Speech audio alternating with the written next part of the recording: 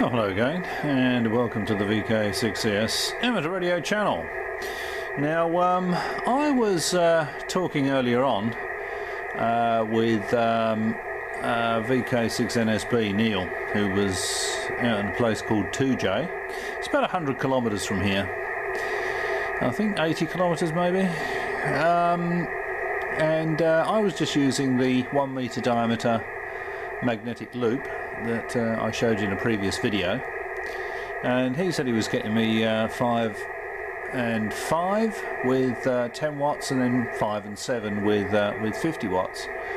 And a couple of other stations came on that I couldn't hear because of the noise, but Neil was able to relay a reception report from one of them. It's probably about another 60 kilometres away, who said it was 5 and 9.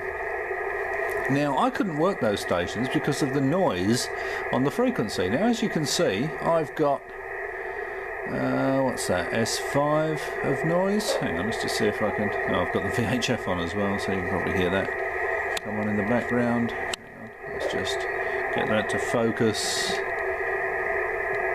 There we go. This is an FT, Yaesu FT450, this radio. It's not the D version, I've had this a while.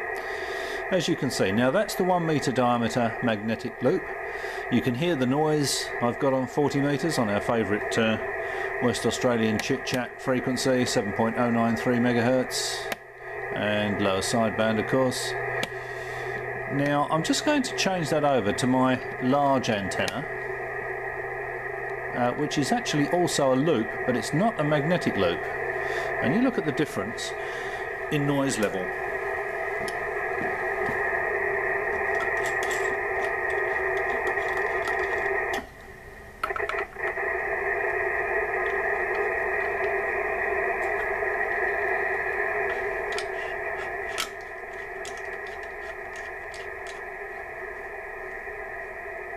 Now that sounds much quieter to me.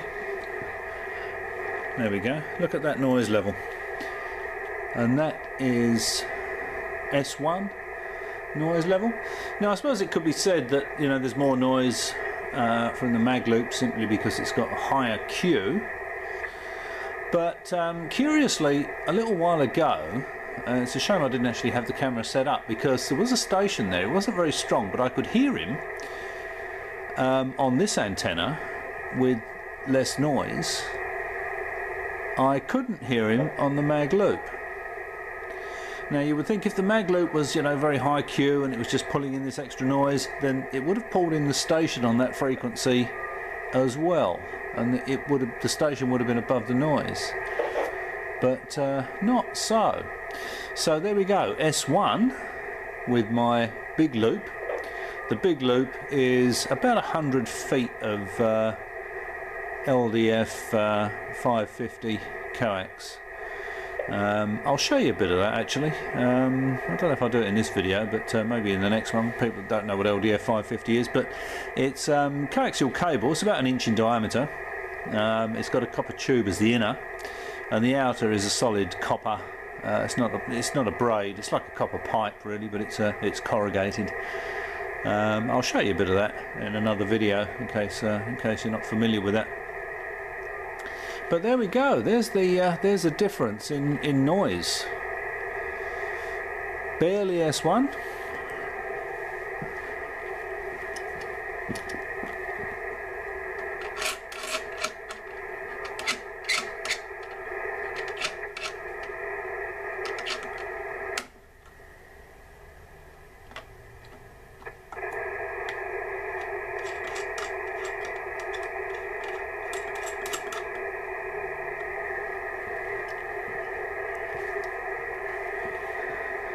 And look at that. That's the small magnetic loop. So that noise level's gone right up to S5. So much for the small magnetic loops being very good at attenuating local noise, eh? I was under the impression that the small magnetic loops weren't really interested in local electrical noise at all.